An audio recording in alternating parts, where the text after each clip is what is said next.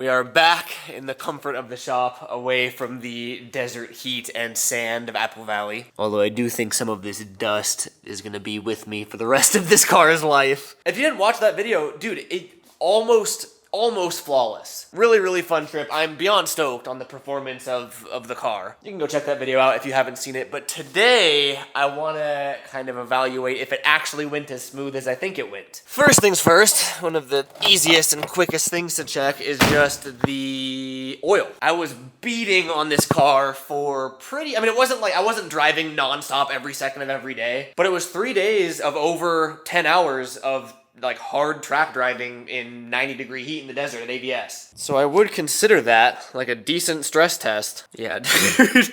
See, the ABS dirt will forever be a part of my car now. It is literally everywhere. I want to check the oil. Biggest thing is just making sure it's not burning oil, because it really shouldn't be. But then also we really hope that there's not coolant getting in there or anything that indicates a bigger problem. My hopes are high, which actually concerns me, because that means I have room to be disappointed. I've learned to always keep my hopes and expectations low, but the car has been good, man.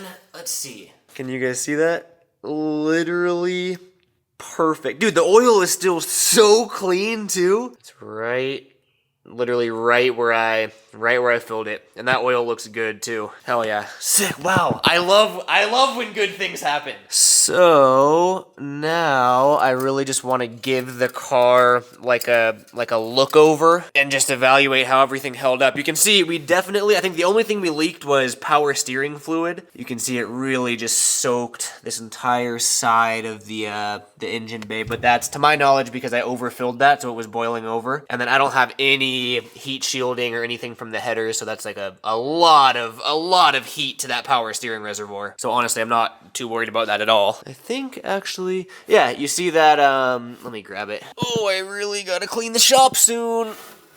I have this, like, what is it, fiberglass cloth tape stuff. Use it to wrap, you can wrap the headers, you can wrap your downpipe, it's for like heat dissipation. Everything was just super rushed to get this thing driving in ABS. I didn't have the time to do it. Some people also make like a custom aluminum heat shield that covers the brake booster, power steering reservoir, kind of all this stuff. So that's not a bad idea either. If I wrapped the headers and made a heat shield, I think that would pretty much completely mitigate the boiling over there. So aside from being extremely dirty, everything looks fine here. Now what I'm curious about is getting the car up and seeing how the underside looks. Okay, it looks okay. The car has been parked. I've been home for, I think, 2 days now, so the car's been parked on the lift since then. That's plenty of time for any leaks to show themselves. Under the engine, we have nothing. Completely 100%, ew. What is that? Completely 100% bone dry. Now under the transmission and drivetrain area, we do have some little dribbles, but again, we knew that output shaft seal is leaking. It's the one seal that I didn't replace. Oh yeah, okay, so we got a lot of wetness all the way down the car there, which, I mean, that pretty much has to be from the output shaft right there. You can see it dripping. Despite being really dusty, I mean, I'm already super optimistic because there was nothing on the ground, but I'm just looking to see if we can see any wet areas, which, funny enough, the fact that it's so dusty, it would actually help show there any fluids. And I mean, dude, we are looking great, actually. That is so sick. I'm so happy about that. Definitely does look like we have very slight seepage out of the power steering lines there. But again, that Chase Bays kit is known for that. It seems to be minor enough that it's not even reaching the ground, so I really don't care. Just keeping an eye on everything. Looks like our power steering rack kept itself put, which we love. Only fluid I'm seeing is from that output shaft that really got flung around all up in there, so all of that is wet. But I mean, aside from that, also just going over all of the marks that we made to make sure none of the eccentrics came loose, or any bolts for that matter. I guess I didn't mark those, but Everything's feeling good, dude. Everything's looking good. I kind of expected worse damage from the dirt drops, but I mean, this frame rail was already smashed, so I didn't do that. This car's been board slid before, as you can tell. All the pinch welds are crumpled in, but again, it was like that when I got it. Looks like some minor scraping. That wasn't there before, but that's really it, dude. I get, like, dude, cars are more durable than I think they are. And I think I've set my expectations so low, like, dude, I wonder if the engine's gonna blow up. Oh, I hope the oil comes out clean. Like, it really should. It's just, I don't know. For some reason, I'm just so surprised that everything went so smooth. Even the, what are these called? The tension arms, I believe. These are known for getting bent and just destroyed. A lot of people will actually fabricate little, like, cross braces that you weld in to add structural rigidity there, which that's not a bad idea at all. But even those came out, I swear this one was more bent. Maybe I unbent it somehow. Oh, no, never mind. I see it. It's folded in right there. But it was always like that. Yeah, I mean, dude, that, like, everything about that went great. I'm very happy with how the underside of the car is looking. Let's go to the one thing that we know wasn't good, which was the wheels and tires. We know day 3 was kind of a bust. You versus the guy she tells you not to worry about. And his best friend. That's crazy. You already know we're going with Big Bertha. Dude, this thing's big. This is a big boy, dude. Oh, wow. This is from the box that Harbor Freight sent us. By the way, Harbor Freight, dream sponsor. Thank you guys for real. But like, I thought the brand, which we shall not name, I thought this was a big boy. Dude, this thing's beefy. I haven't even used this thing yet. Wow, okay, sick. What are you guys looking at? You know you can come in, right? You don't have to just awkwardly stand out there like you don't belong here. Kona, come here. Come here. Good boy. Good boy. Come on, Milo. Come on, boys. It's okay, come on. He's still scared. Mostly Kona, but Milo too, similar to me, they're homebodies, so they enjoy just sitting inside in the AC. But I'm trying to like enrich their lives and stimulate them, so I've been trying to get him to hang out with me while I'm down here. He's scared because there's something above him. Good boy, look at you in here. Yeah, oh, there you go. Milo just hangs out, he doesn't really care, huh? I feel like it's just desensitization. Like, the more I have him out here, he'll get acclimated to it. You're a good boy, Kona. Yeah, you are. You know that? You're welcome here. You can hang out and just sleep. Because you love to sleep. You can just lay down. He's just exploring. All right, let's get these bad boys off.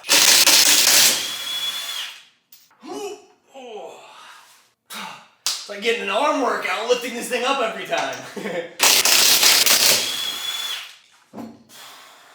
Damn, dude, we really did a number on that thing from the tire debeating over and over and over again. It's all part of the game. It is what it is. From the last video, you guys might remember, the first 2 days of AVS were great. Literally, 8 to 10 hours of driving a day, just repetition of that first turn over and over and over and over again. I had an absolute blast, but on day 3, for whatever reason, the tire just kept debeating. I kept playing with PSI and everything, but no matter what, on entry, it would debead, and then we'd just be riding on rim all the way around the track, which is how we cooked those. So then, to try to mitigate that, we threw on some 235s, although I kind of had a feeling that it wasn't going to work, because these are 18s. I went in the wheel wells, and I hammered down, any seam, anywhere that I saw rubbing, and this was rubbing with the 215, or the 215s. So that was already rubbing.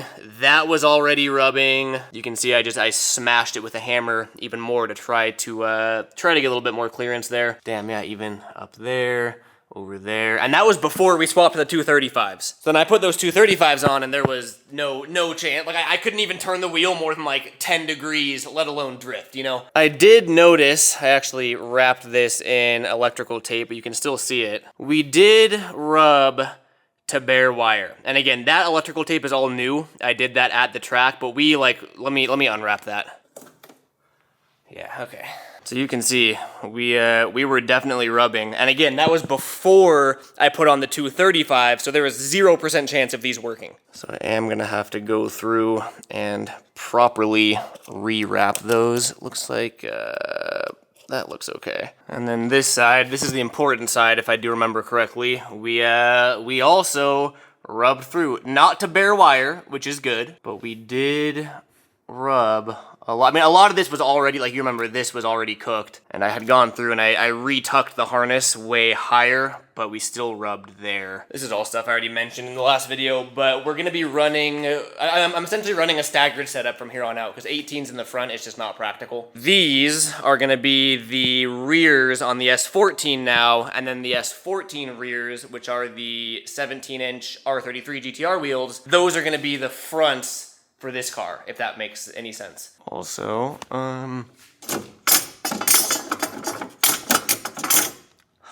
check the other side here. Oh yeah, okay.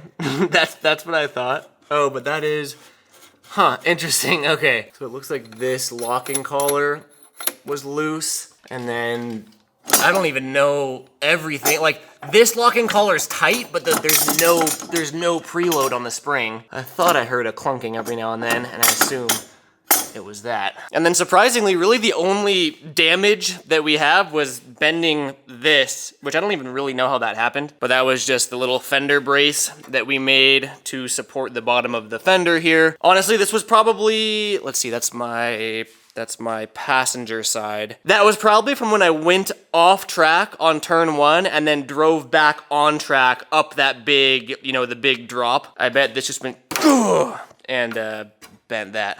Super easy fix though.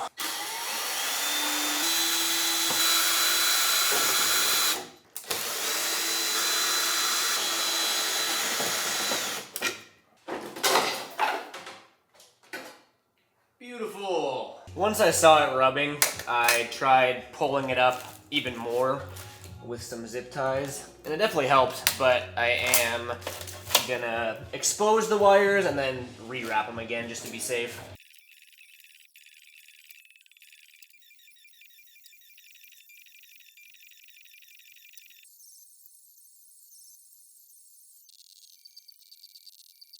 Alright, so we got the harness tucked back up, and then any exposed wires were wrapped individually and then wrapped all together just to avoid anything shorting. And now we gotta fix that. I wonder if it's been like that the whole time. Probably, honestly. Oh man, literally every single one of those locking collars is loose. Let me look at the other side. Okay, because this one, that one's loose too. Everything's really just loose. So I gotta crank this one down.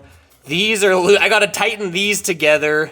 I am by no means a suspension guy, but what I've learned, or at least done in the past, 'cause I believe that like this collar adjusts the spring preload, right? And zero preload would be the spring not being compressed. This is like negative preload, like there's not any pressure on it. And what I've always done is I've ran about zero preload, which is you get that upper collar so the spring isn't floating around, but it's not being compressed at all. So something like that. Like to me, if you can rotate the spring like that, but there's not, it's not flopping around, that is zero preload. Is that correct? I have no idea. But then we just want that second collar to lock onto that, and I believe we just tighten those together. Let's see, so that's that one.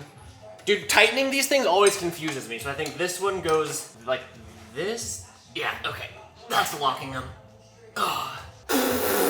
Okay, and then for good measure, really crank it down there. I think that's good, right? So now the spring isn't under pressure, but it doesn't flop around, you know what I mean? And then these are tight. Oh, damn, everything was loose, dude.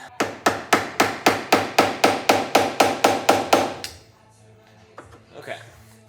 That should be good. And then on this side, I think everything's in its right spot. Everything's just loose. So we'll tighten all of these the same way. But see how the spring can rotate, but it's not under pressure? So let's get all this tightened up. All right, mental checklist. We have that harness fixed. We have the preload and coilover tightened and adjusted properly. We also tightened this coilover. What else? I gotta start making to-do lists, dude. What else did I say? That's kind of it. Are we listening to Katy Perry right now? sick. Hell yeah. Oh, we have this little fender support that I just gotta unbend and slap the fender back on. But really, that is it. At 12:30, which is just about now, I get to go head out and pick up the S14, which we haven't seen in, like, dude, a month? Over a month, I think? I'm very excited to see this thing again. We are taking the trailer because his shop is about an hour away, and Taylor was able to give me a ride last time she's at work today. So, damn, I'm not even gonna get to, I get to see it, but I won't get to drive it until we get it home and get it off the trailer.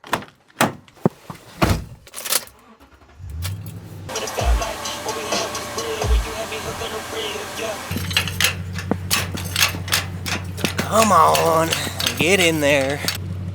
See, the prophecy holds true yet again. We're towing another 240.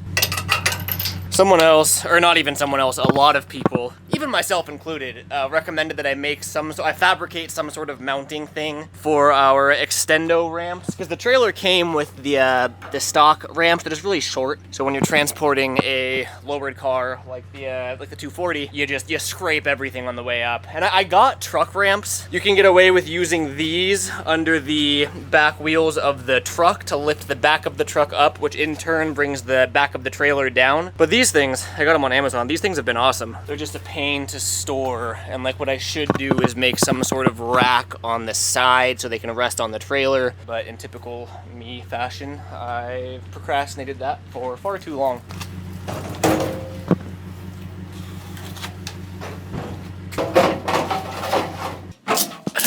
It's not the optimal setup, but I mean, it works. It's totally secure back there. I think a lot of people were worried that the bottom of the ramp was up, like at the cab window. So like if I got rear-ended, it'll just crush my skull. It's angled down, so it'll just take out my passenger's butthole.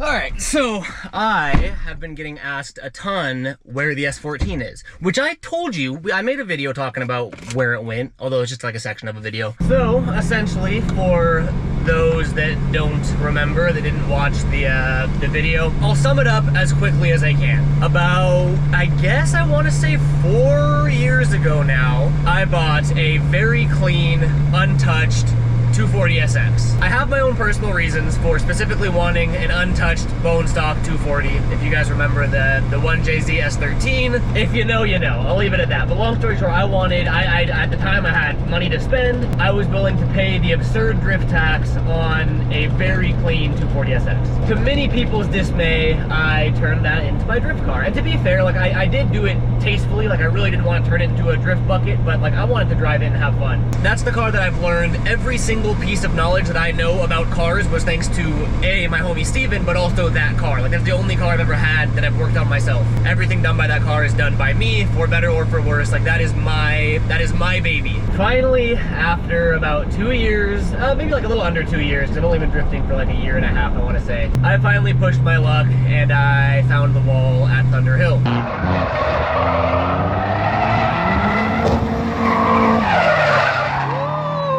That was a very bittersweet moment for me, because for the longest time, like I did notice how clean the car was. That was holding me back from driving to my full potential. I'd be scared to tandem with my homies. I wouldn't push myself as hard as I could because I didn't want to hit things, obviously, because the car was so clean. But I knew in the back of my head that if I ever wanted to actually progress in drifting, I'm gonna have to push myself, and inevitably I'm gonna crash the car. And I sort of just accepted that. And then when I finally hit the wall, that's when I was like, okay, I can stop caring. Let's make this the drift car. And then I got the S13, and that threw off all of the plans. I think deep down I just couldn't bring myself to, I don't want to say ruin, because like in my opinion, cars are meant to be driven. They deserve to be driven. But I was just gonna throw overs on the S14, not even worry about fixing the metal work. I was gonna turn it into a drift car, you know what I mean? I was still gonna enjoy it and love that car. But once I got the S13, which I got a really good deal on, I decided that the S13 was gonna be like my dedicated seat time car. It's already a hunk of junk. I'm not gonna stress if I hit a wall with that car. I'm not gonna stress if when I'm tandeming, people are hitting me. Like that is the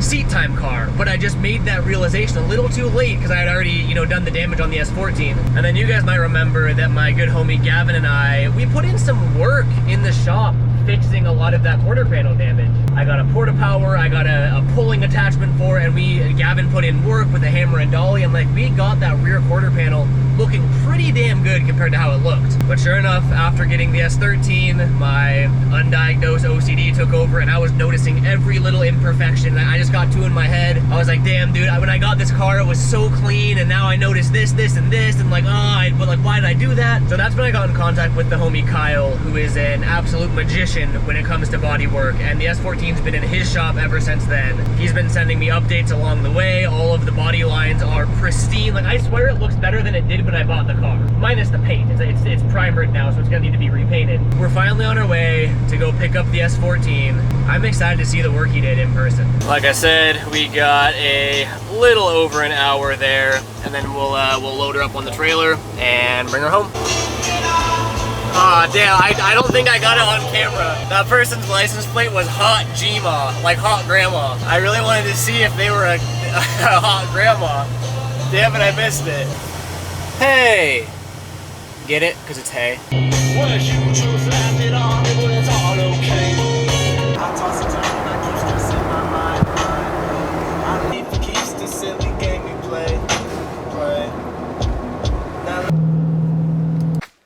My car!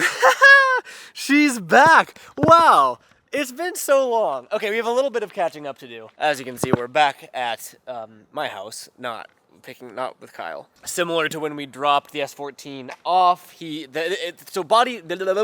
body work is his profession, but drift car body work, like this type of thing, is a side job now. And he operates out of, honestly, kind of a similar setup as I have here. Like, I have my house, and then I have the detached shop on the property. He works out of his homie's shop, which is also on his property, and for privacy reasons, he doesn't want me filming like what's inside the shop, because there's other projects going on. I'm already like self-conscious being a YouTuber and holding a camera in front of my face, so always do my best to respect people's privacy. But we are going to talk about the S14. I feel like I have a lot to update you on, and I want to give a mega proper, I've never said that in my life. I want to give a huge shout out to Kyle, who did the body work, but again, more on that later. First, we're actually on a time crunch for something that I don't know if I can tell you yet, because I don't know if it's actually happening, but we got to get this thing unloaded.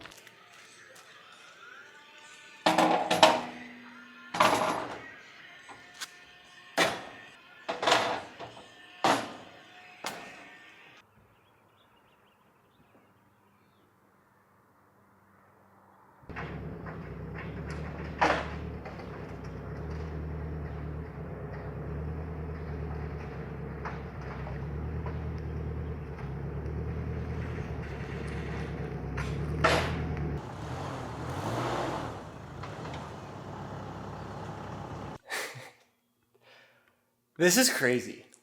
This is like kind of absurd in a really cool way to me, but it feels crazy. S14, S13, C5. Dude, you can't tell me this is absurd. This is crazy. Literally in the coolest way possible, but like it is a little over the top in the best way possible. It's just to me, I look at this, I'm like, dude, what? But then I think about it. This lift and this car, everything that you see here was $0 and 0 cents, 100% free over here. This, severely overpaid for, but that was 4 years ago. We're not going to talk about it. This, very cheap, very good deal, at least for a 240 in this day and age. So that's, I'm not stressed on how much I paid for that. And then this lift was actually cheaper than this car, because before Halo Lifts hooked it up with this second lift for free, they gave me a really good deal on this lift. I look in the shop, because I know like my income and how much this channel makes and how much I make off social media. It's not that much. And I look in the shop, I see three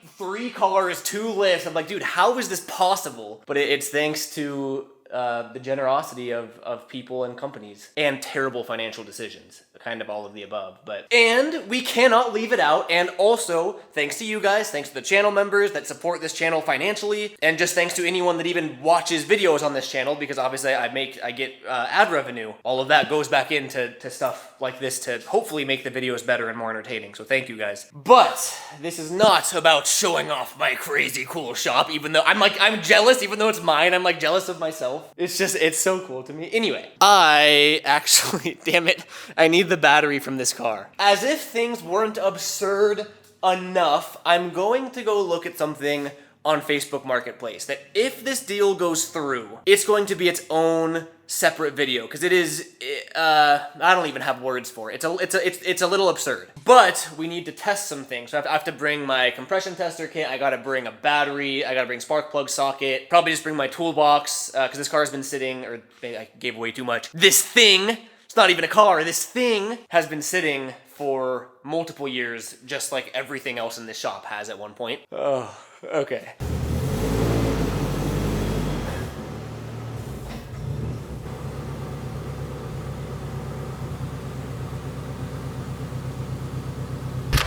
I am going to need that.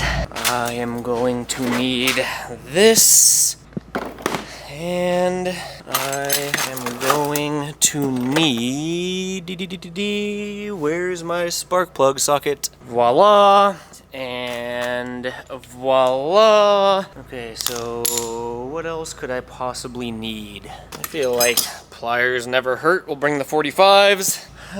Okay, mainly I need to verify that the engine is healthy so we don't run into this exact issue again. If this does go through though, I want to keep it a little secretive until the video talking about it. So we'll kind of play it by ear. Oh, I did something. Oh, you'll see it soon.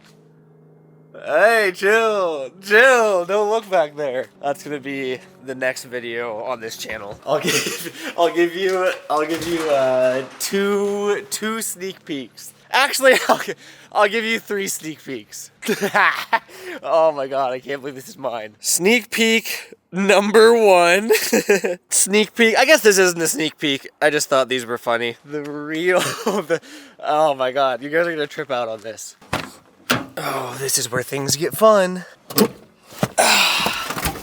Oh my goodness. Okay, that's all you get for now. You get to see more of that in the next video. Again, now that we have the S14 back, I want to look at the quarter panel. And I'll probably do another video dedicated to kind of explaining this more. The before and after is unreal. Like you cannot tell that entire quarter panel, hey chill, don't look at that. You cannot tell that entire quarter panel, the entire rear end was completely folded in. Like Kyle did such an amazing job with that. Obviously the wing still has damage, but looking at the trunk gaps now, everything is just about symmetrical. All of the gaps for the tail lights, I am so happy with how that came out. Again, more on that in probably a separate video. But what I do want to do, I want to take the rears from the S14 because those are the 17-inch R33 wheels, and I want to put those on the front of the S13, and then these rears are going on the rear of the S14, if that makes sense. I don't think I'm going to love the red on teal, but again, the S14 is going to get repainted. We actually have quite a project for the S14 ahead of us. So for now, it's going to be a little bit of a placeholder, but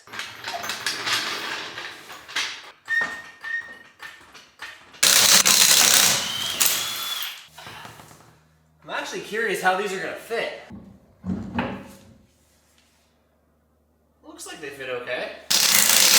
There we go. I mean, dude, the primer and then the red and then the teal, like right now it looks super clapped. Again, it's really just a placeholder, but I don't think it looks terrible. It looks a lot like a drift car right now though. Mainly, I just want to get the S13 drivable, and we need those 17s on the front of the S13 to make it drivable. I'm gonna pull this up, bring this down, put the 17s on there, and see how that, but then they're gonna be like twins. Look at all that space we have now. Aha! There we go. Look at all that clearance back there. We got all sorts of space all the way around the wheel now. And this is with the... Oh no, these are two 45s. Damn it! Okay. I'll do this off camera just because it's literally just swapping wheels. The two 45s I want as the rears. Wait, God, no, hold on. I want the two 45s as the rears, but now the rears are 17s. Now I'm stuck with two 45s that are brand new. I'll figure that out later. Because on the front, yeah, these are 235s, which is what I'd want in the front. 245 is big. I might swap the 245s with the 235s on the front of the, where's my finger? Front of the S14. Just because I was wondering, I was like, damn, there's really not that much clearance, and the car's on the lift still, but it's because it's the sidewall is bigger, so I think 235s are what I want in the front. Regardless though, I mean, that's just not important for the video. Damn, I'm like sweating already. It's first thing in the morning. We did good! This was, a lot happened today that's kind of like, it's gonna be, you'll be seeing more over the next couple of videos. We picked up the S14, then we picked up this contraption that I think you guys will love. We got this thing road ready again, or track ready I should say, with the smaller wheels. And then, as always, thank you guys for watching and supporting. I appreciate you. You make the, it's funny because I'm talking as if you guys know what I bought, but it makes the projects like what we bought possible. And I think that, I really do think you guys will enjoy it. I think it'll be my personal favorite project on this channel, and I'm hoping you guys will love it as well. Time will tell though. That'll be the next video, and I appreciate you guys. Catch you next episode. Peace out.